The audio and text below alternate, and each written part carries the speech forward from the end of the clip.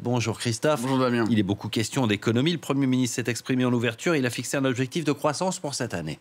Un objectif de 5% de croissance, soit exactement le même que l'année dernière. En 2023, le pays était parvenu à dépasser cet objectif, atteignant 5,2% de croissance, si on en croit en tout cas les statistiques officielles qui sont souvent accueillies avec une certaine réserve par les économistes internationaux.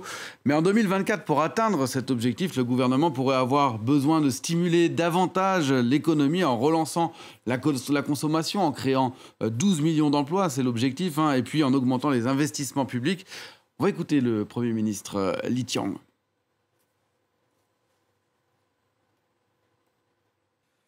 Nous devons adhérer au principe consistant à rechercher le progrès tout en garantissant la stabilité, à promouvoir la stabilité par le progrès.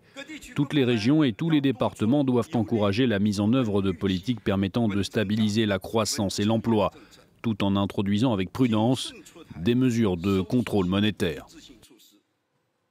Alors, il faut dire que même si les chiffres ne paraissent pas très inquiétants, 5% de croissance, c'est 2 fois plus que la croissance américaine, c'est 10 fois plus que la croissance en Europe. L'économie chinoise fait face à une dynamique plutôt inquiétante, une crise profonde de l'immobilier d'abord, dont le symbole est la mise en liquidation judiciaire fin janvier de ce groupe-là, Evergrande, le géant de l'immobilier. Mais ce n'est que la face immergée de l'iceberg. D'autres groupes sont en difficulté. Les ventes immobilières, elles ont baissé de 60% en 2023. Le nombre de nouvelles constructions a été divisé par 2. Et puis, les habitants, eux, se sont appauvris puisque une grande partie de leur patrimoine provient de l'immobilier. Bref, cette crise, elle se répercute en cascade sur les ménages, sur la consommation des ménages également, sur les banques, le chômage des jeunes également en forte hausse. Et ce n'est pas le seul coup dur pour l'économie chinoise. Il y a aussi la faiblesse des exportations.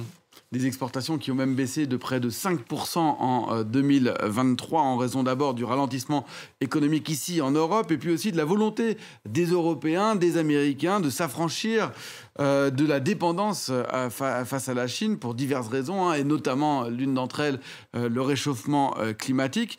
Mais Pékin espère quand même attirer de nouveaux investissements étrangers, faciliter également l'arrivée de travailleurs étrangers. Pour cela, le pays peut compter sur des secteurs d'avenir, la voiture électrique par exemple, les énergies renouvelables ou bien les batteries au lithium, des secteurs que le gouvernement continue de subventionner massivement. Avec pour but d'inonder le monde, ce qui d'ailleurs ne plaît pas toujours ici en Europe. Ça inquiète. Par exemple, la Commission européenne a ouvert des enquêtes sur les subventions chinoises de voitures électriques. Merci beaucoup.